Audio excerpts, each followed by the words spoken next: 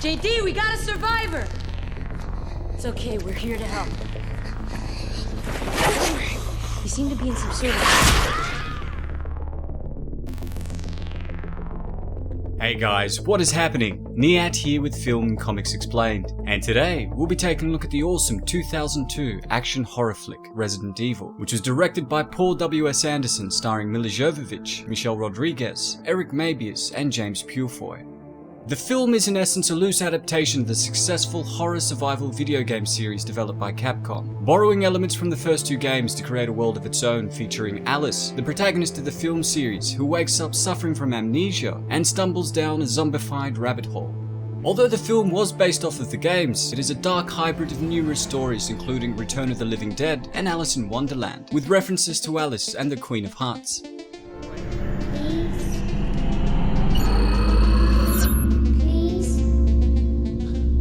You're all going to die down here.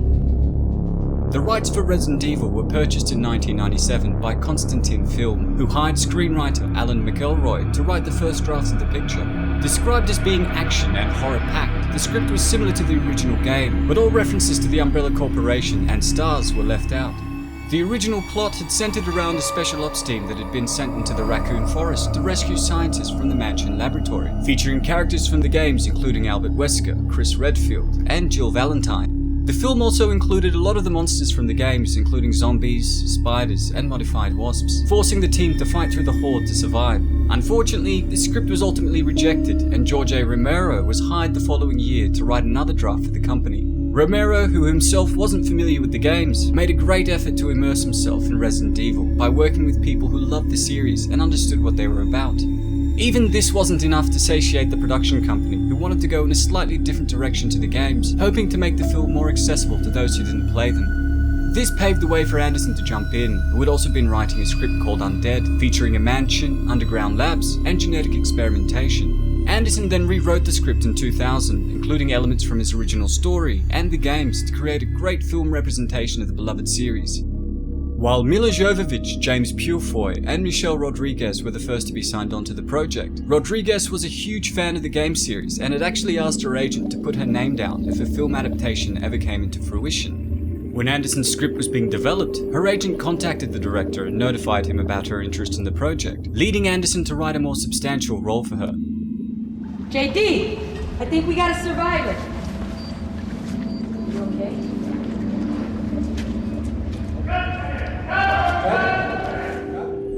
Miller is fantastic as Alice, the chief of security above the compound, who suffered from amnesia and discovered her past actions and identity as the story progressed, and I was remarkably impressed to hear that she did the majority of her own stunts. By wearing that dress, I gave her a lot of problems because, you know, she had bare arms, so you can't wear pants. For example, in the closing sequence where she's fighting the creature, she's like getting crashed all over the place, she's rolling around, she's on bare metal gratings. At the end of the movie, her character, Alice, was covered in bruises and cuts, and I gotta tell you, those cuts and bruises, they're not makeup, they're there for real. That's how she ended up at the end of the film. The film also saw the start of Miller and Anderson's relationship, and after 6 films, the pair have successfully created 2 babies and a film series that has grossed over $1 billion worldwide. The film begins to reveal the secret underground research facility known as the Hive, which is located under Raccoon City and constructed by the Umbrella Corporation. While the corporation was the largest supplier of commercial products, the heart of the organization was kept secret to the majority of its employees, with only a handful being aware that the company was responsible for bioweapons research, specializing in viral weaponry. As mentioned in my other videos on Resident Evil, which I'll leave links to below, the company had perfected a series of progenitor virus strains, which would come to be known as the T-virus. This terrifying form of viral weaponry was being developed as a substitute for traditional warfare, and was known to reanimate dead subjects, turning them into flesh-craving zombies. The story begins with an unnamed thief who is stealing the genetically engineered T-virus before releasing one of the vials into the compound.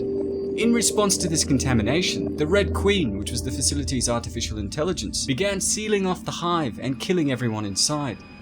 The protagonist of the film, Alice, then awakens in the bathroom of a deserted mansion, which was built on top of the compound as a cover.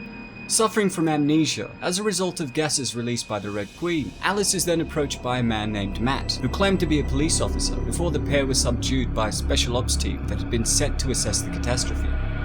After finding another man named Spence, who Alice recognized as her husband from the photos, Shade, the leader of the commandos, explained that apart from Matt, they were all employees of Umbrella Corp.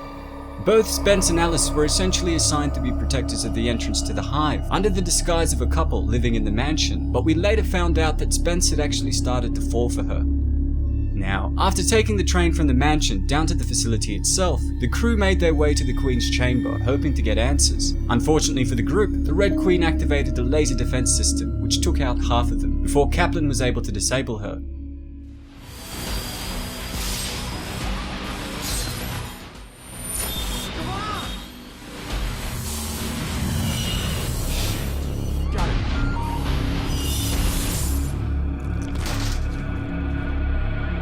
This is one of the most ingenious scenes shot in the film, and I'll be exploring how they achieved the special effects later in this video. Now, what the group could not have known was that by disabling the Red Queen, they had actually undone all of her containment protocols, opening all the doors in the facility, which inadvertently released the zombies.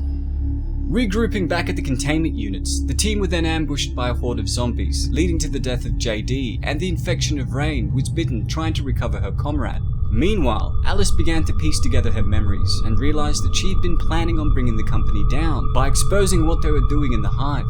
Her plan was to get a sample of the T-virus and give it to an employee named Lisa, who we also find out was Matt's sister and the reason for him being there in the first place. After saving Matt from a zombified Lisa, Alice admitted that she was his sister's contact, but also claimed that she still did not know what had happened there, or whether or not she was responsible for the preceding events. Now, while the remainder of the group struggled to find a way out, Alice also started to remember that there was an antivirus being developed to counter the effects of the T-virus, leading them to head towards the labs, but once they got there, they found nothing. This in turn caused Spence to also begin remembering what had happened, and we start to realize he was actually the person that had stolen the virus strains at the beginning of the film, whilst also infecting the entire compound. Although their marriage was a cover-up, Spence genuinely loved Alice and brought the company down just as she had planned on doing. However, the maniac did not care about collateral damage and callously led to the deaths of all his fellow employees, the team that came in to investigate, and inadvertently the entire town of Raccoon City. I think it also should be noted that his ulterior motive was likely the sale of the T-virus on the black market, which was believed to be worth a ridiculous amount of money. Spence ultimately betrayed the group, locking them inside the lab, and made his way onto the train where he had left the antivirus earlier in the film, hoping to cure himself of the affliction and also make a fortune from its sale. Unfortunately for Spence, one of the lickers which had broken out of its containment unit had other plans, and we see the monster feed on him, leading to its mutation into a larger, stronger, and fiercer hunter. While the team eventually made it onto the train with the help of Kaplan, who disabled the Red Queen, the group were then besieged by the licker, which took Kaplan out before being destroyed by both Alice and Matt, who inadvertently received a scratch on his arm from the beast. Although the antivirus was administered to both Kaplan and Rain, we didn't get a chance to see its effectiveness as Kaplan was killed by the creature, and Rain was so far gone that it was unable to cure her. Just as they made it out of the mansion, Matt's arm began to mutate, and before Alice could administer the antivirus, they were both subdued by Umbrella scientists. We also overheard one of them, who was played by Anderson's longtime friend, Jason Isaacs, inform the others that he wanted the infected Matt to be a part of the Nemesis program, a reference to the Nemesis T-type seen in the game series. And a few days after the events that occurred in the Hive, Alice awoke once again, this time to find herself on an examination table of an abandoned Raccoon City hospital. As she exited the building, we came to realize that the virus had made its way out and had caused the destruction of Raccoon City, leading to one of my favorite film shots of all time. I'd also like to point out that although Alice wasn't infected at the start of the film, once Matt had been inducted into Project Nemesis, an impromptu experiment called Project Alice was initiated with a unique strain of the T-virus that bonded with her genetic makeup perfectly.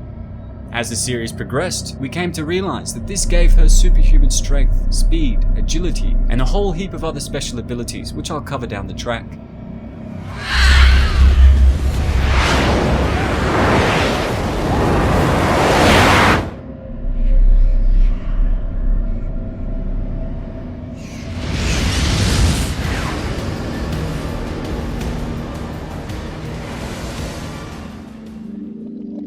Principal photography for Resident Evil began on March the 5th, 2001 at numerous locations in Berlin, before wrapping up in the UK a few months later. Professional dancers and movement experts were hired to star as zombies, with Anderson giving them creative freedom to explore the range of movements that would be utilised by the Horde. For the larger scenes, members of the crew, family and friends were also invited to join in as zombies, and were given tuition from the dancers on how to zombie correctly. The idea with the head is that we have a foreground shot. So if you were the camera looking at me and I was in the foreground, in the background, over my right shoulder, over the actor's right shoulder, you'll see my face like this and you'll see a piece of it fall off. 1, 2, 3. The incredible visual effects were supervised by Richard Juricic, who wanted to shoot as many effects in camera as he could, and while the special effects like the liquor and the laser grid looked like they were done using CGI, this wasn't actually the case. The liquor creature, based on its counterpart in the games, was actually a working puppet created by Pauline Fowler. This thing was just hideous to look at in real life, and many of the actors and crew chose not to look at it, especially when its fleshy bits were being put together.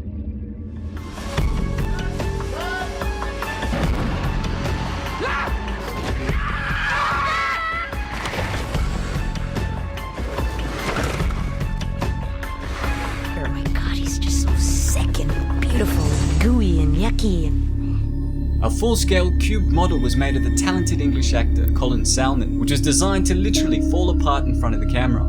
So we started with the actor in a position that we liked for the dicing. Then what we did was we built a full-scale model of him.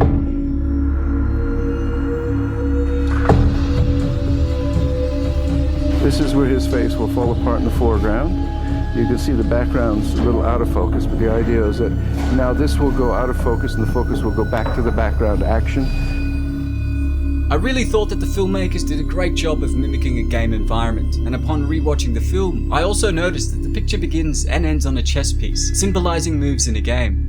When Alice first wakes up, she is wrapped in a shower curtain that features a chessboard, indicating that she was about to begin level 1, and by the end of the movie, her and Matt both make it out of the Umbrella facility onto a marble chess floor, signifying that they had ended the game. And just like in the games, the bodies of fallen zombies would also disappear when the team circled back, leading a lot of the characters to question where they'd gone. She's gone. It's bullshit. She fell right here, but she's gone. Well, that's all for today, folks. Thanks to all of you guys who requested we explore Resident Evil. If there's any other stuff you'd like me to check out, please don't hesitate to ask. As always, it's been a pleasure. Niyat here with Film and Comics Explained. Thanks for stopping by.